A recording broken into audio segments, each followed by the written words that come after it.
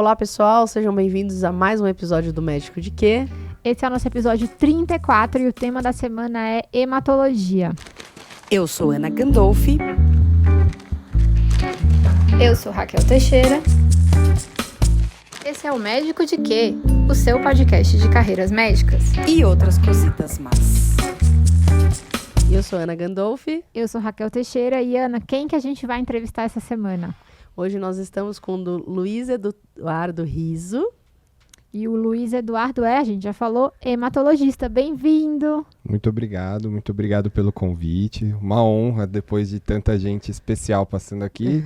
E com as duas professoras, né, que foram minhas professoras. A gente fica super feliz de te receber aqui. Então, só para lembrar que a gente está entrando nas especialidades, a gente teve só cardio, né? Sim. Das especialidades clínicas, então o Riso vai contar um pouquinho pra gente de hematologia, mas antes disso, conta aí pro nosso público quem é o Riso. Bom, já começando, meu nome é Riso, né? O pessoal me chama de Riso, na verdade é Luiz Eduardo. Então sou chamado pelo sobrenome, sou nascido... Eu falo que a minha história não é tão interessante quanto a de todo mundo, que vem de outro lugar e tem uma formação muito diferente e tal. Eu sou tudo feito em São Paulo. Então fui nascido, crescido, fiz colégio aqui, fiz faculdade aqui, então fiz a Escola Paulista de Medicina de 2012 a 2017. Fiz clínica médica na escola também, sou time Bata Verde para sempre. E também fiz hemato aqui em São Paulo na Escola Paulista de Medicina. E depois eu fiz mais um ano de TMO no DASA, no Hospital 9 de Julho. Né? Então essa é a minha carreira acadêmica, profissional, assim como eu fui. Para quem não sabe, TMO, transplante de medula óssea, certo? Isso, perfeito. É que a gente fala muito, então a gente já nem pensa nessas... E conta pra gente como foi a sua experiência na faculdade e o quanto a sua experiência da faculdade te ajudou na escolha da especialidade, ou não, né? Então, eu sempre fui um lobo em pele de cordeiro. Eu sempre fui bem mais clínico, mas querendo cirurgia, porque todo mundo que estava acima de mim falava: cirurgia é muito mais legal, resolutivo, é diferente. Você corta as pessoas. E eu ficava, nossa, isso deve ser muito legal. Aí eu fiz Liga do Trauma. Tem um irmão também que fez Escola Paulista. Você fez Liga do Trauma, Riso? Eu fiz Liga do Trauma. Nossa. Por 3 anos. Você gostou da Liga do Trauma? Eu gostava mais da parte teórica e de também botar a mão na massa naqueles plantõezinhos, porque a gente é muito carente na graduação de prática nos primeiros anos. Sim. Então eu falei, é a janela que eu tenho para fazer isso. Perfeito. E dentro dessa janela, a gente aproveita e vai no pronto-socorro e vê um monte de gente, um monte de caso, e você é primeiramente exposto à medicina. E aí você se apaixona, né? Você fala, putz, é isso, eu tô no lugar certo.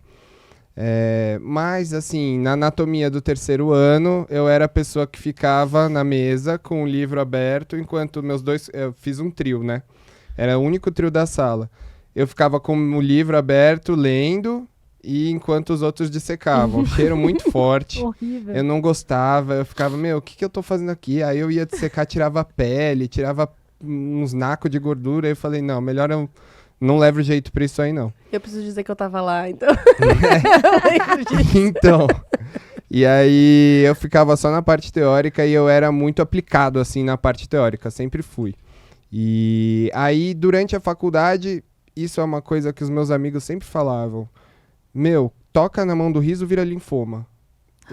É engraçado isso, porque assim, a gente tava no PAzinho do Hospital São Paulo, no 6º ano, o menino veio, eu atendi, eu lembro até hoje, e era um caso assim, há 2 anos, com linfonodomegalia, com febre, sudorese noturna, e aí falaram assim, é porque o Riso atendeu, entendeu? Aí teve outro que era um sangramento uterino anormal numa idosa, e não tinha nada para ser linfoma, investigou, era tudo infiltração de linfoma, então assim, que eu atendi também no pronto-socorro, então acabou que era aquela coisa assim, alguma coisa tava me chamando para isso, né, que eu não percebia. E aí chegou no 6º ano, e eu pensei assim, putz, cirurgia não dá. Então, mas só foi no 6º ano que você falou assim, cirurgia não dá. Até o 6º ano você ainda foi flertando com a cirurgia. Eu sempre tive muita influência do meu irmão, né? Hoje ele é cirurgião pediátrico. também fez tudo na escola, mas assim, era muito... Ah, não, é muito legal, e enfim, cortar, tirar, resolver, clínico só pensa e não resolve nada, aquela coisa que é uma grande, deslavada mentira. assim. Importantíssimo frisar isso. Nossa, clínico... Sim. Pra quem que hoje eu vejo fora do hospital, que a gente não é mais residente, pra quem que a pessoa vem chorando atrás, falando, pelo amor de Deus, me ajuda, eu não sei o que fazer. É sempre do clínico. Então, assim... E eu acho que até essa... já que vocês dois, né, vocês estão em maioria, deixa eu fazer a minha É um defesa conchavo. aqui. Não, mas eu acho que, assim, essa rixa que tem entre clínico e cirurgião, de maneira geral, é que a gente da neurocirurgia fica um pouco à parte nesse sentido, porque é uma especialidade de acesso direto, apesar de ser cirúrgica, é acesso direto, mas existe uma rixa, né, entre o clínico e o cirurgião. E só pra vocês, eu acho que até vocês sabem disso, entre nós cirurgiões existem até aquele negócio de, você tá muito clínico hoje, que é uma crítica, que fique claro, né? Mas essa rixa, que teoricamente era pra ser uma rixa só da faculdade, de brincadeira, muita gente leva pra vida e é uma tremenda bobagem. Exato. É uma tremenda bobagem, porque assim, eu conheço cirurgiões que sabem muito de clínica, que tocam muito bem um caso clínico e operam bem, porque daí, eu tô falando porque daí meus colegas cirurgiões vão falar, mas é porque opera mal. Não, não é isso.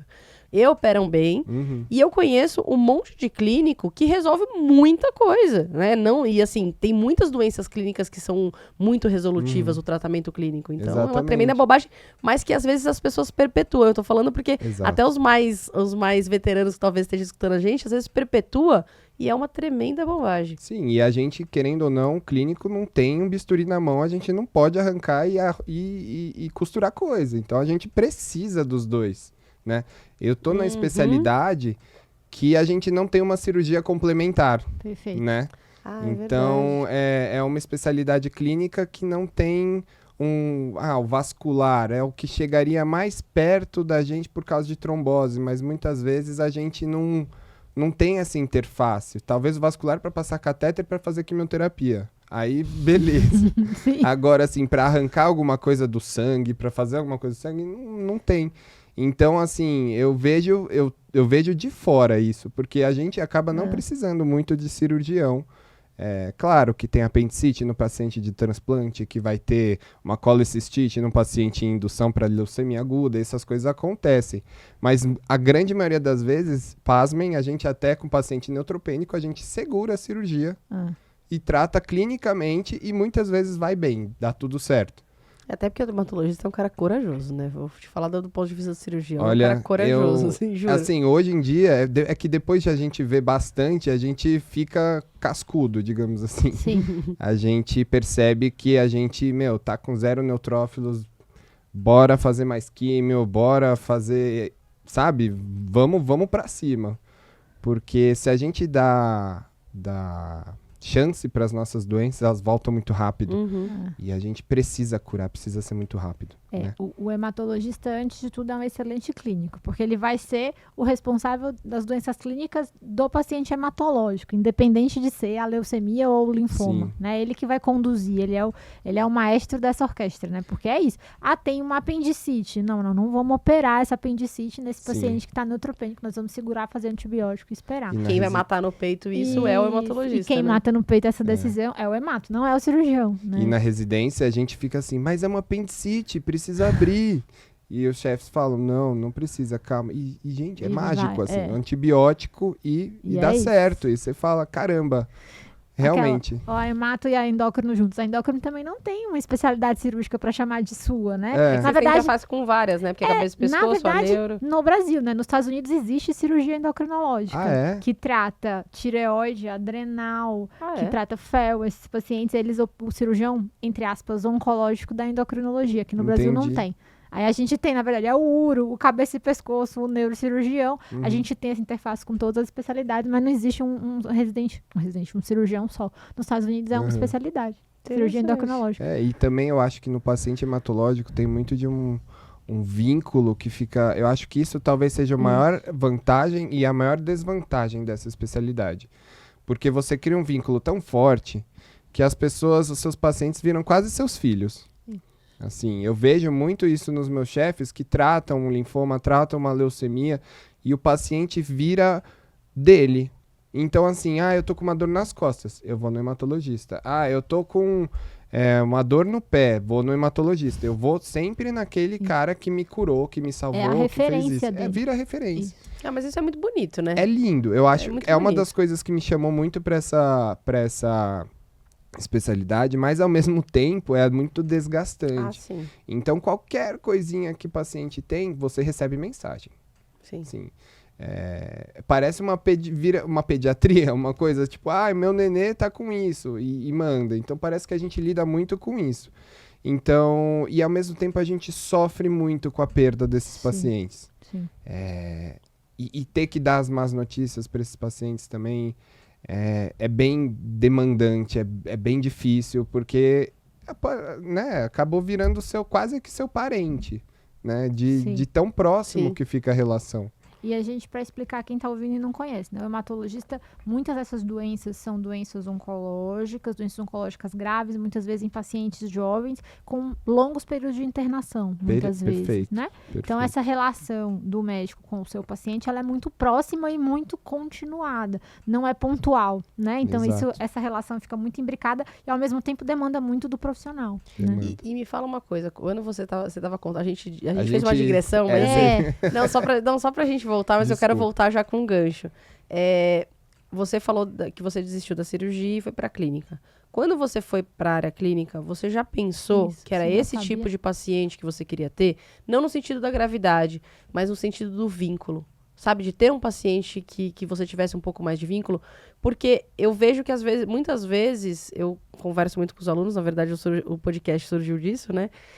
Muitas vezes o aluno pensa muito isso, aquele paciente, ele fala assim, eu vou fazer clínica porque eu gosto de ficar mais tempo com o paciente. Então, você teve esse pensamento ou nesse momento ainda não foi? Nesse momento ainda não foi, não era algo que me chamava muito a atenção, porque... Aí vem uma outra parte da minha vida, né? Uma parte pessoal, que eu tive um caso da minha cunhada que teve linfoma. Jura? E isso foi no fim do 6º ano. Então, naquele momento, eu ainda estava, clínica, é pediatria ou dermatologia? Né? Dos 3, que são especialidades mais clínicas, dermato, claro que tem todos os procedimentos, mas eu pensava muito nisso, pediatria, para mim, eu acho que a gente perde muito no exame físico, é o meu pensamento, né? Perde muito no exame físico porque a criança... não sabe apontar na história, é mais difícil, tirar com a mãe. Não é uma coisa muito acurada, né? Por isso que eu admiro muito pediatra, porque eu acho que eles lidam com choro e tem que decidir se esse choro é dor de barriga, se esse choro é dor de cabeça, se é fome, se é constipação. Eu acho muito difícil. Nossa, total. E dermatologista eu sempre achei muito, muito difícil. Aqueles nomes que eles põem... As perebas. A perebologia, né? É muito difícil, eu achei. Então eu falei, não, eu vou de clínica médica. E a gente tem uma clínica muito boa no Hospital São Paulo, né? Momento propaganda. Sigam, curtam, compartilhem. Isso. @preceptoria R Clínica Médica. TDC aí também, Isso. Enfim. É uma clínica muito forte. E eu tinha conhecidos que faziam que eram muito bons. Que eram R2, assim, que eram muito, muito bons. E eu falava, meu Deus, eu quero ser eles. Eles são o médico que eu quero ser na minha vida. E aí eu falei, ótimo, vai ser clínica. Até porque eu comecei o ano no pronto-socorro da clínica. Então, eu comecei o ano já levando aquele soco na cara de as mazelas do SUS, de como a gente tenta fazer as coisas acontecerem mesmo com tanto desafio estrutural. E aí foi mais por isso. E aí, no final do ano, enfim.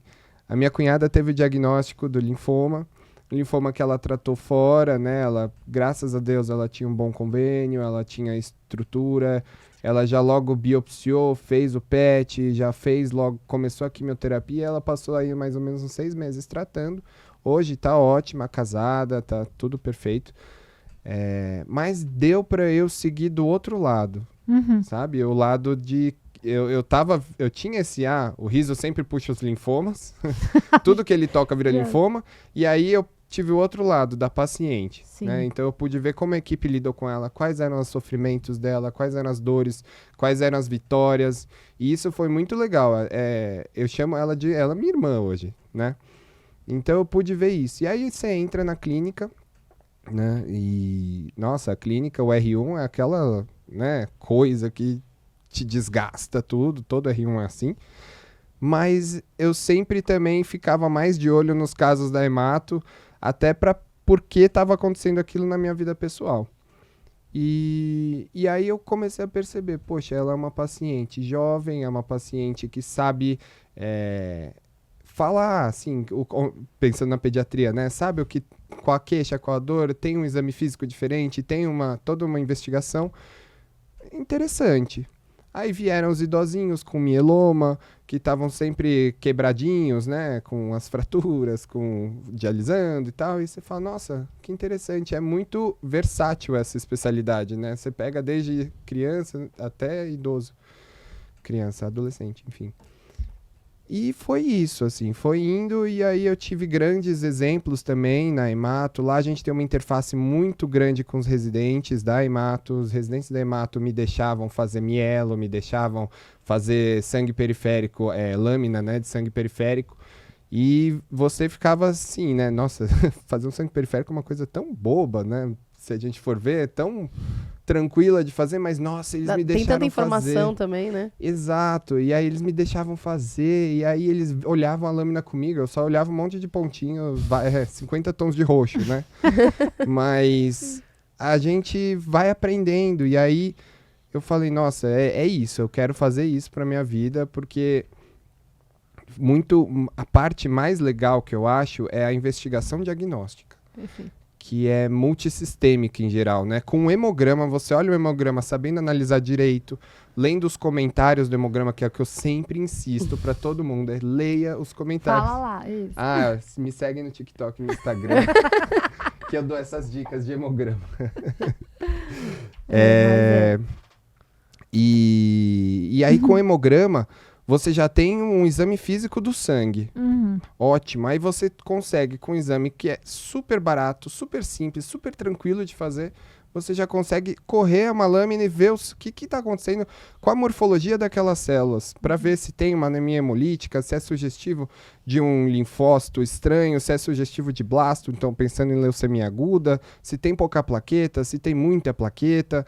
E aí você já consegue pegar o seu diagnóstico em menos de meia hora, né, que é o que leva para você fazer uma anamnese, um exame físico, enfim, de pronto-socorro. Você faz a lâmina e já está tudo lá. É só você olhar e grande parte das vezes você já tem um diagnóstico. Isso é lindo. Assim, eu acho lindo. Você ter que nenhuma outra especialidade tem muito isso. Sim, sabe? Essa rapidez, né? Essa rapidez e de você saber a morfologia e falar assim, nossa, eu acho que a medula está expulsando células porque tem isso, tem esse achado. Ah, não, tem esse achado, então provavelmente é alguma coisa mais carencial. E poder já falar com o paciente. A gente fazia diagnóstico de leucemia em 1 hora. Nossa. E descia e já falava para o paciente, já fazia, né, as más notícias para o paciente. E claro que a gente nunca confirmava, a gente precisa de confirmação com imunofeno, que é um exame que demora mais, mas assim, a gente já consegue ver, a gente já consegue pelo quadro triar, né? Triar e já falar, isso aqui é do mal. Então você começou o seu flerte com a hematologia bem no começo da clínica médica. Foi. Já. Bem no começo, isso só foi reforçando. Só reforçando. Foi e teve algum triângulo amoroso nessa ou não? Em alguma especialidade? Exato, alguma outra especialidade. Eu gostava muito da reumato hospitalar. Só que eu pensava na carreira de reumato a longo prazo, que é o que o clínico vê, né? A gente eu pensava assim, puxa, é muito legal essa glomerulonefrite, tipo, eu já nem lembro mais, né? Tipo 3, tipo 4, tipo 5, que uma faz proteinúria e outra não, tem que pulsar, aí metotrexate, ciclofosfamida, eu ficava pensando assim, nossa, é muito legal essas crise renal esclerodérmica, isso é muito interessante. Mas qual que vai ser meu dia a dia? Artrose no consultório. Artrose, a famosa fibromialgia. Exatamente. Eu acho que isso aí é uma coisa importante para falar. Eu já falei aqui em outros momentos. Eu achava, por exemplo, como aluna, eu adorei a reumato. Eu acho que a teoria da reumato era fantástica. Mas não dá, entendeu? Mas é isso. É você entender se você consegue aguentar o dia a dia. Né? Porque o dia a dia nunca é o grande tesão de ninguém. Mas você consegue aguentar e você acha até legalzinho, legal, então faz isso. Agora tem que ter essa dimensão, né? Porque a gente, às vezes, na faculdade, fica muito enviesado. Porque a gente vê a realidade de hospital-escola, que muitas vezes é um hospital de alta complexidade.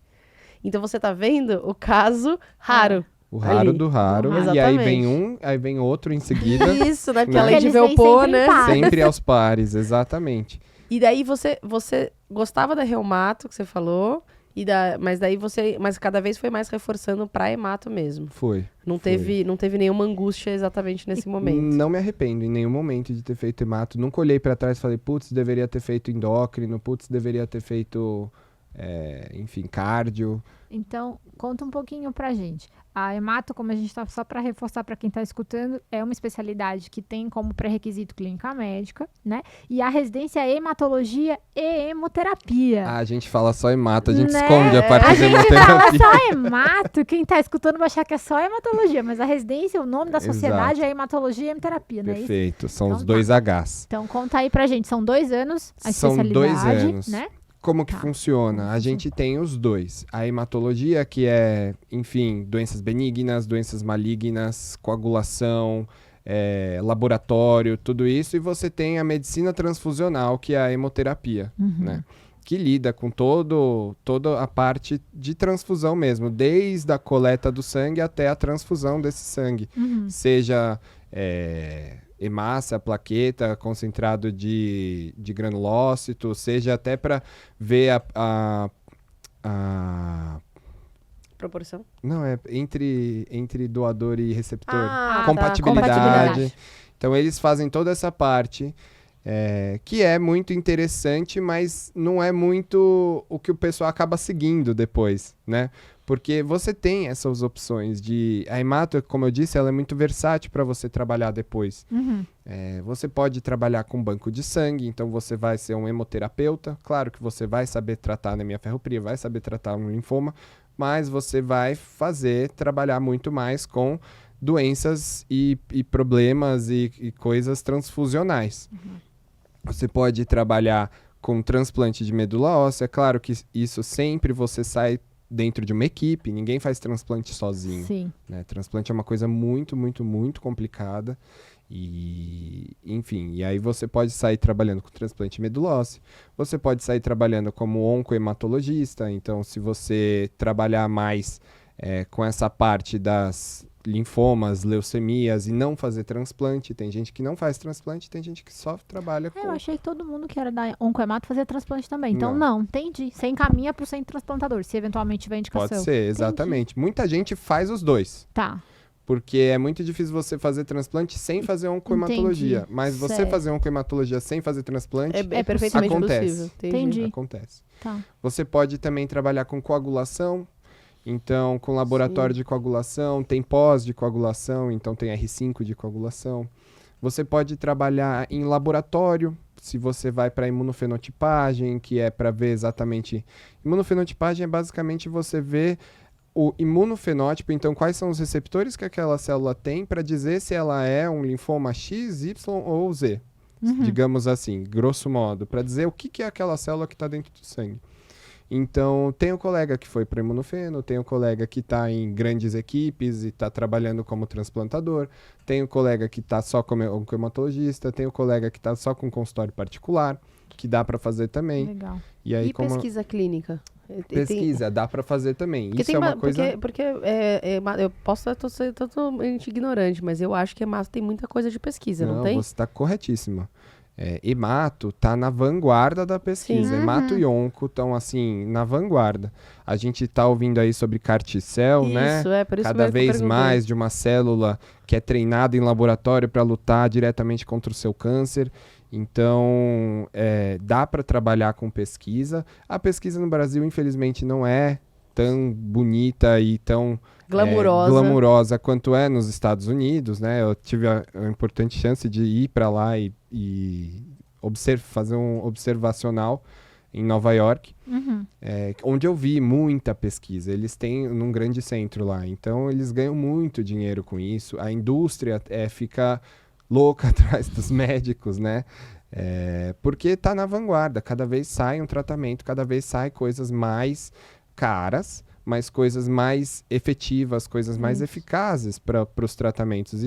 Então, eu vejo que o câncer atualmente está se tornando uma doença mais crônica do que uma doença aguda. Tem o câncer trato, não respondo, ou trato, volto e morro. Não é assim hoje em dia. Deixou de ser uma sentença, né? Deixou. E mesmo na hemato, os tratamentos passaram a ser mais, entre muitas aspas, personalizados no sentido de que você tem quimioterapias diferentes para diferentes subtipos dos tipos de celulares de uma mesma doença, né? Terapias-alvo, né? Imunoterapias, a gente legal. Tem anticorpos biespecíficos, que ele, digamos assim, tá olhando aqui, mas ele também tá olhando ali, ele dá a mão das duas células.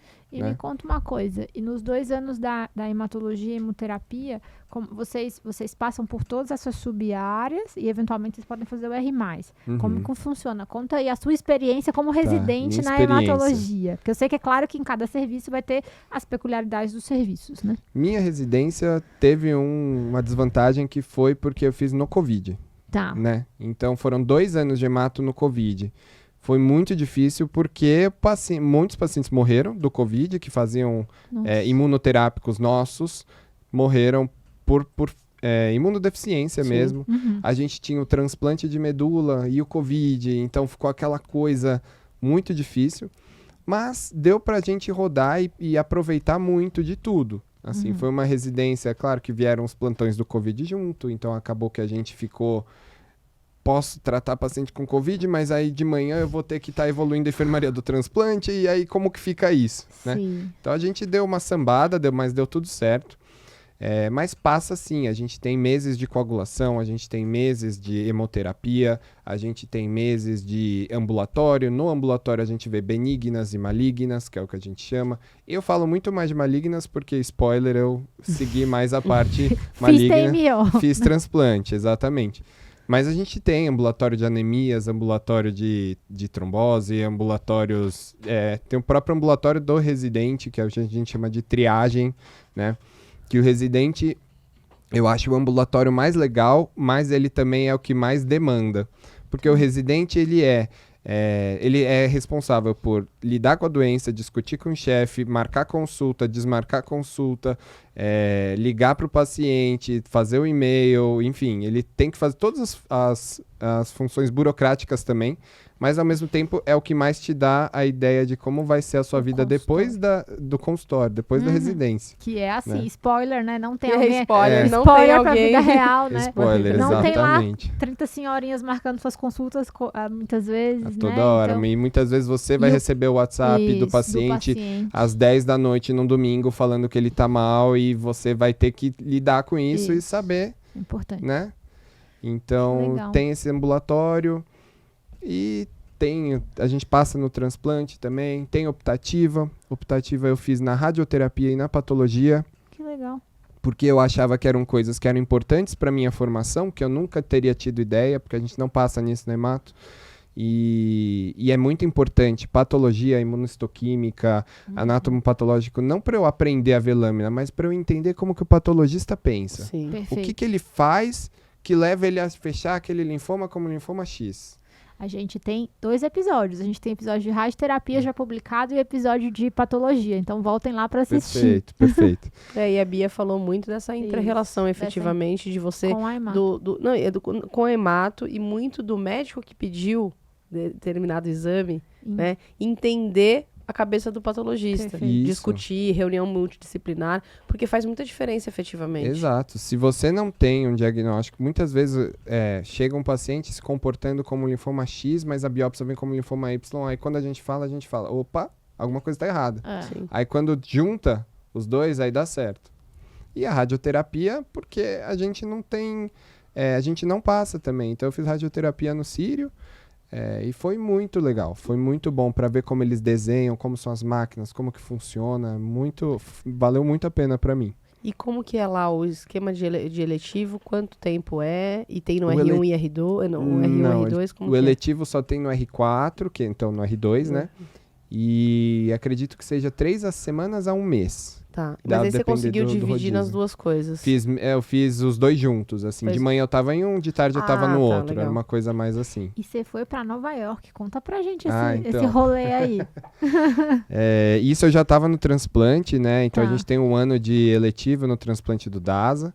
E aí eu fui pra Nova York no Memorial Sloan Kettering Cancer Center. É tipo um nome... Grey's Anatomy. Exato.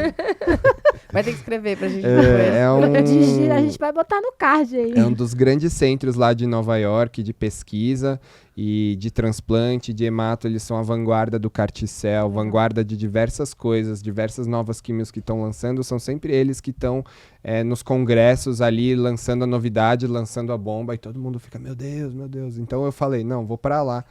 E passei um mês lá, foi muito bom, vi muita coisa, vi... que até hoje, por exemplo, coisas que estavam acontecendo lá em outubro de 2023, e até hoje ainda não conseguiram chegar ao Brasil e ser feitos, né? Que é a questão da precificação do CAR-T, que quem vai pagar a conta no final, que é muito caro, é uma terapia para uma pessoa que custa 2 milhões. Como que você vai tratar isso só o produto, né? Sem contar a internação, sem contar nada. Então, é muito caro e é muito pouco acessível. São poucas pessoas que podem ter. Eu tive o prazer, né, a sorte de conseguir ver um. Mas aí, paciente que pagou e tudo mais. Então, é muito desigual. No Brasil, que é desigual do jeito que é, eu acho que vai ser muito difícil essa tecnologia chegar e realmente se arraizar aqui. Tá. E me fala uma coisa. E quando que você terminou o R5, né, de transplante? Terminei o R5 de transplante, era... 2020... Ah, não, era outubro de 2022. Eu terminei em fevereiro de 2023. E aí, como é que foi que você fez 6 anos de faculdade, 5 anos de residência, e no outro dia você estava desempregado, já empregado? E você fez tudo direto, né? Você fez tudo clínica, direto. Depois hemato, fiz depois 11 o anos transplante direto. Assim, pá. E aí, como é que foi o day after? Nossa, o day after foi... Eu até postei no Instagram aquela coisa de tipo, cara... Que estranho é não ter um colega, um paciente pra ver alguma coisa. Alguém mandando você fazer alguma coisa. Alguém mandando, você tendo que chegando alguém aí. Eu demorei um mês pra conseguir entender o que tava acontecendo. Não saí direto empregado. E aí você vai começando a procurar os seus caminhos, né? Então, hoje em dia, desde então, eu trabalho no Sírio com quimioterapia. Então, no ambulatório de quimioterapia sempre tem que ter um médico. Então, isso é uma das benefícios da hemato, né? Que a gente tem plantões da hemato e que o hemato pode dar. O hemato e o onco, é legal. Né? Plantões de transplante só em alguns centros tem, mas eu sei que tem no 9 de julho, tem no Sírio, tem no... acho que o AC também tem plantão de porta, de hemato, que é para justamente receber esse pessoal da oncohemato que é muito imunossuprimido e precisa de uma mão de obra mais especializada na chegada deles. E aí tem esses plantões de quimioterapia, que tem vários hematos que dão, também tem oncos. Então eu trabalhei no Sírio, aí tem no OncoStar também, eu trabalho nesse centro de quimioterapia. E aí a coisa foi andando um pouco mais, eu consegui um ambulatório no Oswaldo Cruz, e aí consegui fazer também visitas no Oswaldo Cruz, voltei para a escola depois de um ano mais ou menos, para o ambulatório de linfoma. Exato, que você fala, eu não quero mais, isso aqui, pelo amor de Deus, mas aí depois passa o feeling, o bad feeling, né, e aí você fala, não, tá bom, agora... E aí eu tô tentando fazer atividade de pesquisa lá na escola também, no ambulatório de linfoma. Legal. Então, é muito versátil, assim. Hoje em dia tem o consultório particular também. Então, o seu dia a dia é muito versátil. Você faz muitas coisas diferentes, faço muitas assim. coisas. E tem coisas aí pra acontecer. Se tudo der certo, vão acontecer. Mas o meu ideal, assim, eu gostaria realmente era de estar trabalhando num lugar só. Porque essa vida de vai pra um lugar, volta pro outro, porque é muito... Muito crazy, assim. Acho que esse é sempre a grande esperança do médico, é dizer assim, o meu sonho era ter um emprego só, né? Que a gente ir de um lugar para outro é cansativo, se deslocar em qualquer grande cidade, né? E eu acho que, na verdade, é uma faca de 2 gumes, né? Porque os colegas, principalmente os colegas que são de outras áreas, que não da medicina, eles veem isso e falam assim, nossa, olha que bom, você consegue dar um plantão ou 2 plantões e de repente pagar uma viagem. Não, e é realmente um benefício, né? Porque você acontece alguma coisa, né? Você tá lá, o seu marido perde o emprego e você fala, pô, eu consigo trabalhar mais e ganhar mais. É uma vantagem na medicina que a maioria das áreas não tem. Por outro lado... Mas a que custo, né? E por outro lado... E isso leva realmente um prejuízo muito grande de saúde mental. Um número de burnout muito maior. Né? Então, assim, é muito mais desgastante porque a gente fica com esse negócio de, não, eu posso trabalhar mais e ganhar mais. E isso, na verdade, por isso que eu falei que é uma faca de dois gumes. Tem um lado bom, sim, sem dúvida, mas normalmente pode ser bem perigoso e pode ser bem perigoso para sua saúde e às vezes até para a saúde da sua família, né? Porque você, enfim, fica mais... Saúde mental é tudo. Eu sempre falo isso para paciente, para mim, para... Saúde mental é tudo. Você tá fazendo exercício? Você tá dormindo bem? Você tá... Sabe essas coisas de qualidade de vida, de promoção de saúde? Eu costumo perguntar e eu vejo que cada vez mais, quando você pergunta, as pessoas ficam mais tranquilas, os pacientes, né? E assim, não dá para você aguentar a hemato sem você ter saúde mental. Então, assim, o paciente está com grande sofrimento, ele está com diagnóstico de câncer, diagnóstico de terminalidade, ou às vezes ele tem uma anemia, mas que para ele aquela anemia nossa, o que tem de errado comigo, o que está acontecendo?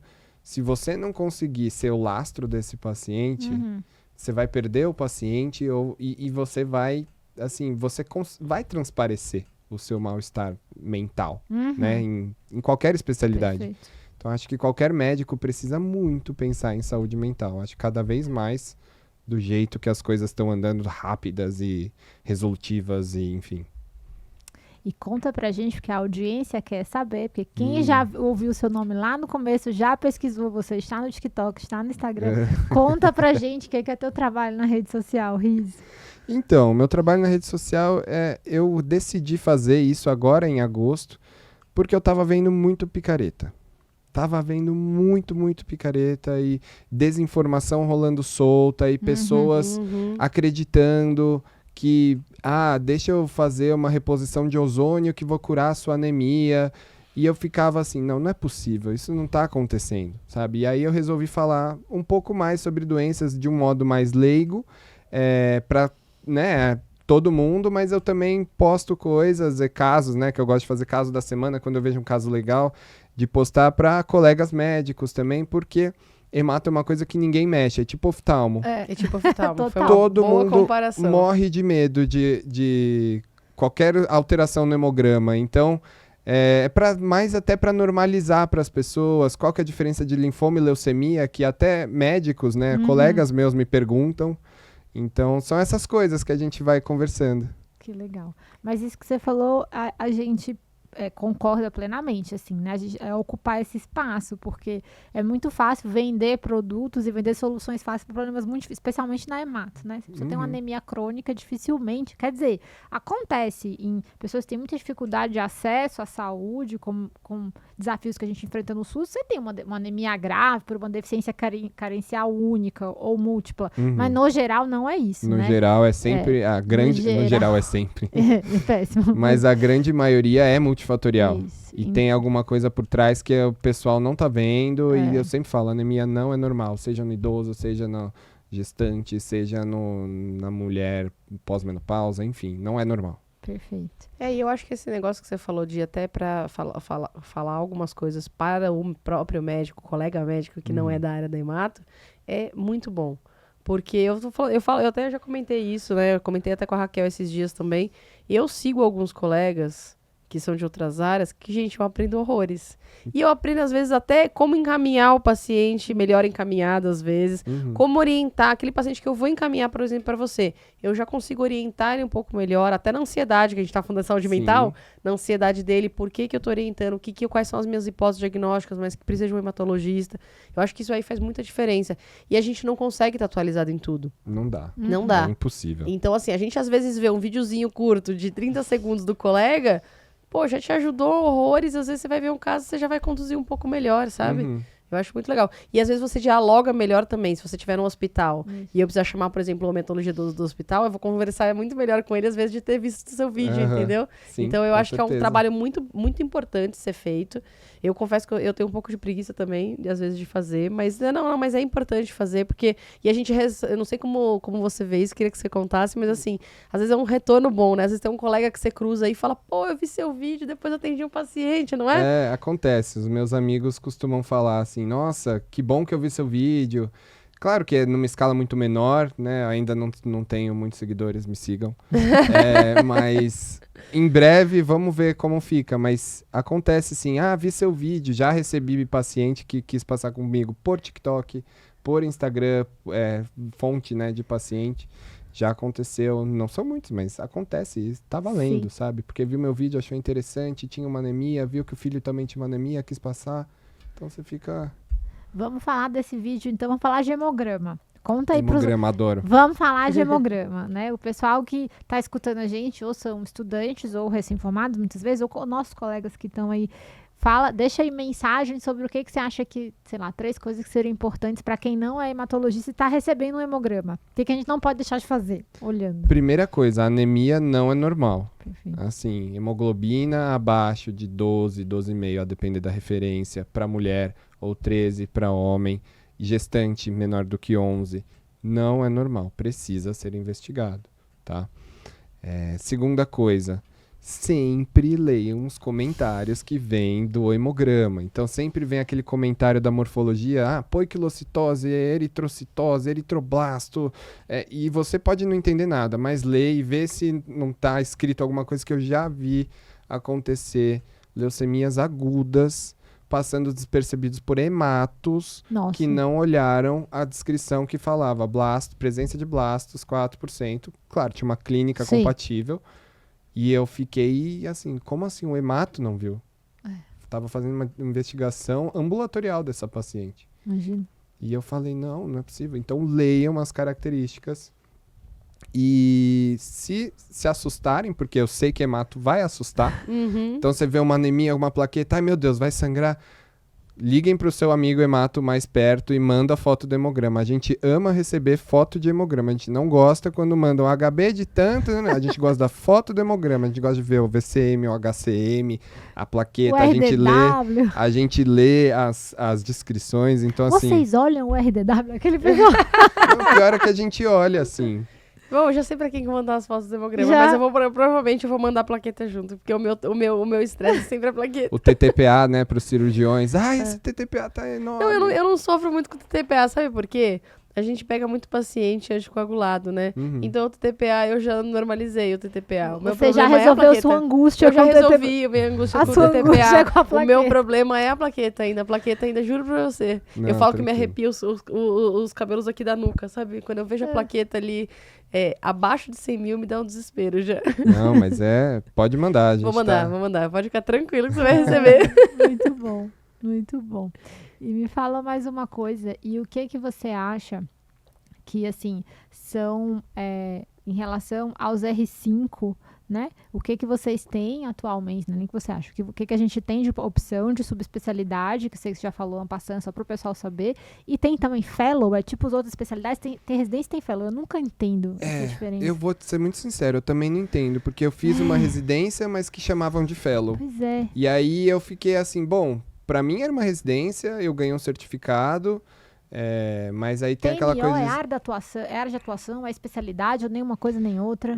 Eu acho que é mais uma área de atuação, porque você sai da hemato como hematologista, você pode fazer tudo. Entendi. Inclusive o transplante. Você pode. Só que ninguém... o transplante dentro dos hematos é como se fosse... ninguém mexe. É a mesma coisa que a hemato pro resto pra clínica, ninguém mexe. Também não mexe. Então, transplante ninguém mexe, só mexe quem realmente faz, porque é algo muito complicado. Sim. Mas de R5/fellows, né, aí, enfim, a gente tem de coagulação, a gente tem de transplante, a gente tem de... tinha mais um. Tem de oncohematologia apenas, no AC principalmente. Tem de hemoterapia, não? Tem de hemoterapia, que a gente sempre esquece, desculpa, hemoterapia, pelo amor de Deus. Tem hemoterapia no Einstein, é uma ótima residência. E é justamente quem vai começar a lidar com CAR-T, com essa manufatura. É o hemoterapeuta? O hemoterapeuta que faz o CAR-T? Não é que ele que faz, mas é ele que vai tá lidando com essa lidar com essa parte. Exato. Não sabia. Porque também acaba que tem uma coisa no hemoterapeuta que é meio um pouco mais de gerência. Eu não posso falar muito porque eu não sei tanto. Sim. Mas de gerência do banco de sangue. Então tem de você guardar o CAR-T, a que temperatura, que lugar, quanto tempo, como que faz, acondicionamento.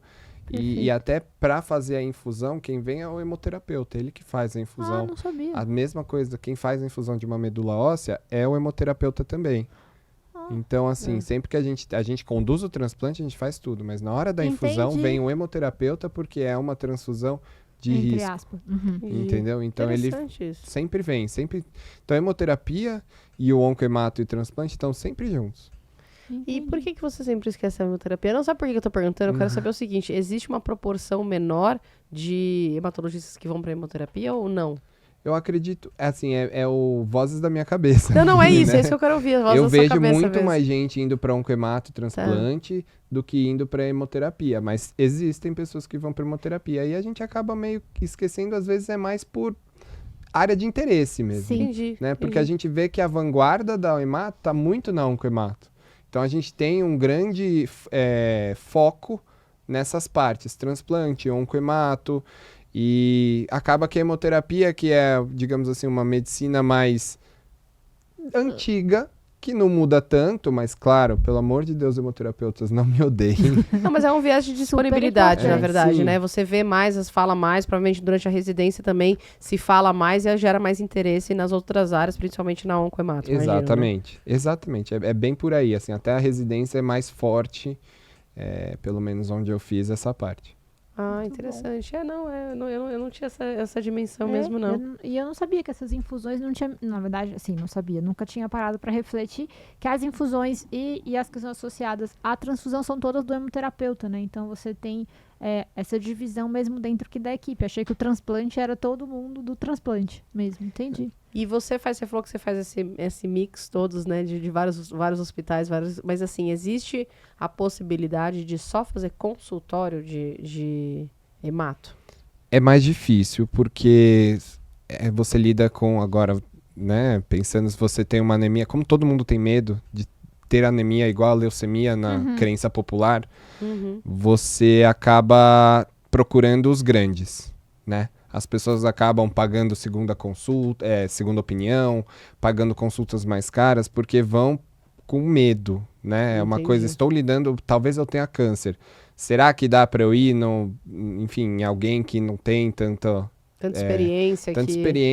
Que a consulta é um pouco mais barata, mas que eventualmente não tem a formação. Então eu acho que é meio por aí. Acho que dá para viver de consultório, mas é um consultório que vai demorar a se manter, assim. Então, no começo, acho que não. E acho que que é mais diferente difícil. da endócrino, por exemplo, que você é mais ou menos independente, porque muita relação com o paciente e doenças clínicas, a hemato demanda muito, tanto do laboratório como do hospital, né, amiga? Sim. Então, é difícil você fazer um consultório independente de um serviço minimamente hospitalar, ou que você também seja independente de um suporte laboratorial adequado, né? É mais difícil do que, por exemplo, na endócrino, certamente. Claro. Né? Para você fazer uma quimioterapia, você precisa de um centro infusor. Exato. Você precisa mandar esse paciente para um grande hospital ou para alguma clínica, e eles precisam ter lá um respaldo para você. Então, em geral, quem faz quimioterapia, essas oncohemato, acaba sendo grandes centros nos hospitais. Então, mas assim, então também deve ser difícil para um hematologista trabalhar, por exemplo, mais no interior,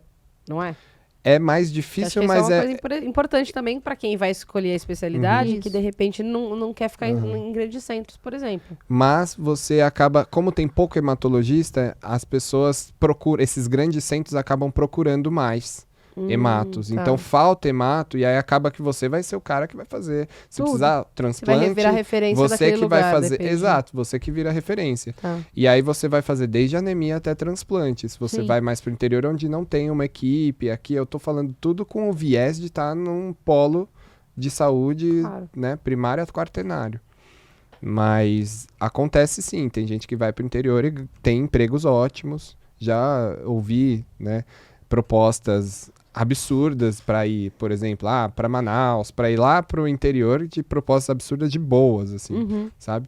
Só que aí você tem que pensar, eu vou ter a estrutura que eu preciso para fazer uma boa hematologia, porque você precisa de um bom laboratório patológico, você precisa de um bom laboratório de imunofenotipagem, você precisa ter os exames, as mutações, os exames genéticos que a gente precisa. Então... você sabe que isso é uma coisa bem interessante que você falou, o fato de faltar estrutura, porque há um tempo atrás, uma conhecida minha veio e falou assim, ela mora fora do Brasil, e falou assim, eu queria fazer algum Tem um programa aqui nos Estados Unidos que leva cirurgiões, como se fosse um médico sem fronteiras, mas é cirúrgico só. Leva cirurgiões para operar em algumas localidades e tudo mais. E eu queria ver se isso precisa disso no Brasil, não sei o quê. Eu falei, olha, o problema do Brasil não vai ser a falta de cirurgião, vai ser a falta de estrutura para operar. Porque não falta, quase, né, vamos entrar na polêmica de novo, mas não falta médico, não falta cirurgião, não falta, a maioria das especialidades não falta, mas falta estrutura.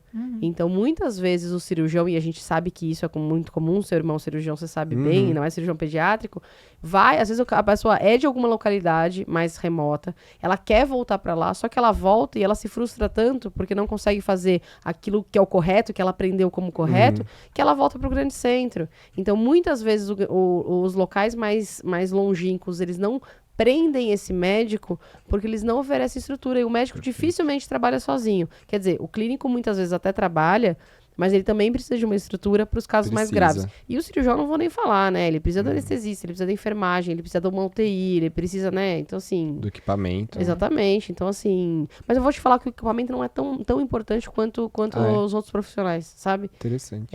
Então, assim, eu acho que também tem muito desse viés, né? E acho que, pensando dentro da hematologia, a parte que você falou da imunofenotipagem, eu trabalho, né, como médica assessora no laboratório, e é um profissional que é um tempo longo para você formar, mesmo que você seja hematologista, por exemplo, para você dar lá, aquela bem rasteira, dar laudo de imunofeno, não é uma coisa trivial, e você precisa formar ainda esse profissional, né?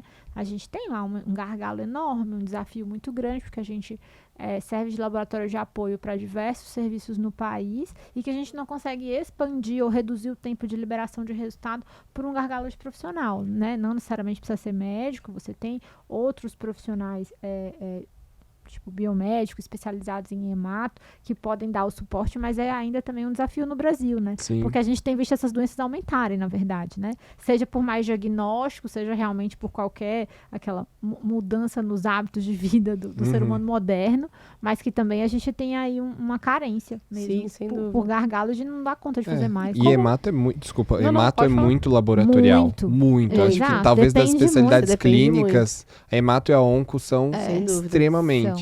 Sem dúvida. Depender muito do método diagnóstico, né? Tanto para o diagnóstico inicial quanto para o segmento. Repetiu essa imunofenotipagem, você vai mudar a quimioterapia ou vai manter a quimioterapia, você tem que confiar piamente no que o colega escreveu no laudo, né?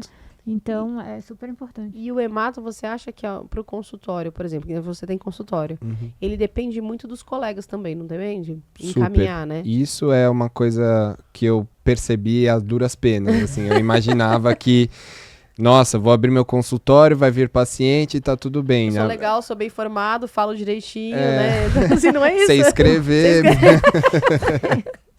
Não, mas é muito dependente de colega. Isso é uma verdade, assim. Porque, diferente da endócrino, que você lida com saúde, digamos assim, grosso modo, a gente lida com doença, né? As pessoas estão... eu também tô nesse time, então. Então, as pessoas só chegam pra gente quando elas já estão ou mexidas, ou alguém viu, então você precisa também ter uma boa rede de amigos, de networking, de pessoas que te conhecem, de visibilidade para as pessoas realmente indicarem para você. Porque é muito difícil você captar um paciente, ele ir lá no Instagram procurar hemato e falar com você. Acho que eu preciso passar no hemato, né? A não ser aquele que tá procurando uma segunda ou terceira opinião. Na verdade, exato, né? tem assim, esse também. Mas assim, o paciente que passa com você, virgem de hematologistas, ele provavelmente foi encaminhado por algum colega, né? Com eu certeza. Acho que isso aí deve ser bem independente, que é o que acontece na minha área também. E daí eu vou exatamente usar esse gancho para te perguntar o seguinte: se você tivesse que dar um recado para o jovem médico, seja clínico ou não, mas o jovem médico que vai te encaminhar um paciente, né? Se você pudesse falar assim, eu quero falar com essa pessoa, qual seria esse recado? Nossa, que difícil. Não, sabe por quê? Eu vou te ajudar para você ir pensando enquanto isso. Porque eu tenho uma angústia, que eu também dependo muito desse encaminhamento, e muitos colegas encaminham e falam assim: Ana, o que eu posso fazer para adiantar a sua vida? Eu falo nada. Deixa eu ver, não sabe por quê? Porque é pior. Porque daí o cara quer pedir ressonância, daí ele não sabe de onde pede ressonância, às vezes a queixa é de nervo periférico, ele quer pedir cervical, daí acha alguma coisa. Sabe aquela coisa? Ele acaba atrapalhando mais do que ajudando. Então eu falo, manda sem nada, tá tudo bem. Só acalma o paciente que ele vai passar sem nada. Deixa eu ver, eu indico o exame. E eu já até falo, eu não cobro retorno. Minha consulta é a consulta mais o retorno. Então tá tudo bem. Ele não vai precisar depois pagar outra consulta pra mim trazer os exames. Mas não peça nada. Porque eu prefiro desse jeito. Por isso que eu tô te dando já essa eu dica. acho que se for me encaminhar, me manda um zap com a foto do hemograma. É o que eu mais... Fala o que mais você quer. Você quer reticulose? Você quer o quê? Não, isso aí dá pra eu pedir também, é tranquilo. Você prefere olhar primeiro e depois pedir o... Prefiro olhar, porque que... muitas vezes já chegou, por exemplo, um exemplo. A paciente tá com sangramento, caiu 1 de HB, ela foi no PS ontem, foi no PS hoje, aí caiu 1 de HB, acho que ela tá com sangramento, não sei o que. No fim eu fui ver, era uma anemia ferropriva, sabe? Aí a paciente estava desesperada. Exato. Porque às vezes o médico fica tão preocupado que ele infla o paciente, né? A paciente nem estava tão preocupada. Ele falando, mas eu não tô sangrando de lugar nenhum. Como assim que caiu 1 ponto? Mas 1 ponto é muito. E aí eu falei, calma, vamos resolver isso, vamos pedir o perfil de ferro. Pedi o perfil de ferro. Era só uma anemia ferropriva, a gente repôs. E eu acho que com o hemograma, como você falou, acho que a importância do hemograma ela vai ficar... É um exame que te tranquiliza ou te angustia. Vai te fazer você dizer assim, não, esse paciente pode ligar para minha secretária e marcar consulta no dia que tiver vaga. Ou encaixo ele hoje. Ou encaixo ele agora, manda esse paciente para o pronto-socorro que eu vou encontrar ele com lá. Certeza. Porque tem um blasto naquele hemograma, né? Perfeito. Então eu acho que é por aí. Acho que o hemograma, olhar o hemograma, manda para o hematologista o hemograma que vai ajudar o coleguinha e o paciente. Né? Exatamente. E, bom, deixa um recado final aí para os jovens médicos, principalmente, tá? Em relação à hematologia. E já deixa suas redes sociais, porque um dos recados pode ser esse. Me sigam para aprender mais sobre hemograma. Eu dou dicas aí de hemograma. Vocês podem me seguir, é Dr. Luiz Riso, tudo com Z. São 2 Zs no Riso, não são? 2 Zs. Então são 3 Zs no total. Dr. Luiz Riso, enfim. E eu acho que tenham saúde mental. Para aguentar a hematologia, você precisa